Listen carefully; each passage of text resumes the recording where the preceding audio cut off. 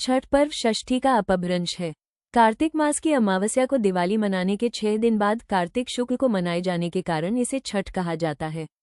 मान्यता है कि छठ देवी सूर्य देव की बहन है और उन्हीं को प्रसन्न करने के लिए जीवन के महत्वपूर्ण अवयवों में सूर्य व जल की महत्ता को मानते हुए इन्हें साक्षी मानकर भगवान सूर्य की आराधना तथा उनका धन्यवाद करते हुए माँ गंगा, यमुना या किसी भी पवित्र नदी या पोखर, तालाब के किनारे ये पूजा की जाती है।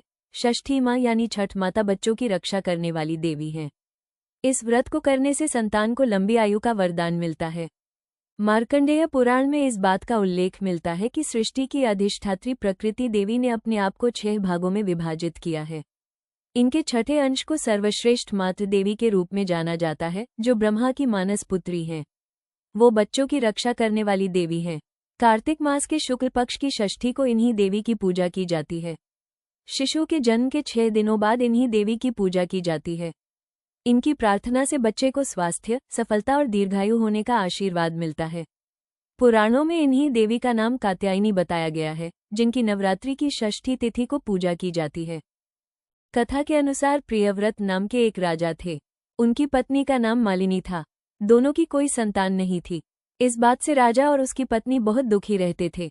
उन्होंने एक दिन संतान प्राप्ति की इच्छा से महर्षि कश्यप द्वारा पुत्रेष्टि यज्ञ करवाया। इस यज्ञ के फलस्वरूप रानी गर्भवती हो गई।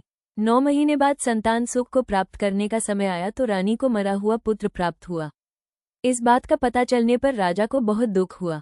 संतान शोक में वह आत्महत्या का मन बना लिया। लेकिन जैसे ही राजा ने आत्महत्या करने की कोशिश की, उनके सामने एक सुंदर देवी प्रकट हुई। देवी ने राजा को कहा कि मैं षष्ठी देवी हूँ। मैं लोगों को पुत्र का सौभाग्य प्रदान करती हूँ। इसके अलावा जो सच्चे भाव से मेरी पूजा करता है, मैं उसके सभी प्रकार के मनोरथ को पूर्ण कर देती हूँ। यदि तुम मेरी पूजा करोगे तो मैं तुम्हें पुत्र रत्न प्रदान करूंगी। देवी की बातों से प्रभावित होकर राजा ने उनकी आज्ञा का पालन किया। राजा और उनकी पत्नी ने कार्तिक शुक्ल की षष्ठी तिथि के दिन देवी षष्ठी की पूरे विधि विधान से पूजा की। इस पूजा के फलस्वरूप उन्हें एक सुंदर पुत्र की प्राप्ति हुई। तभी से छठ का पावन पर्व मनाया जाने लगा।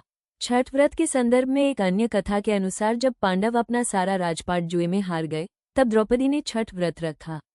इस व्रत के प्रभाव से उसकी मनोकामनाएं पूरी हुईं तथा पांडवों को राजपाट वापस मिल गया।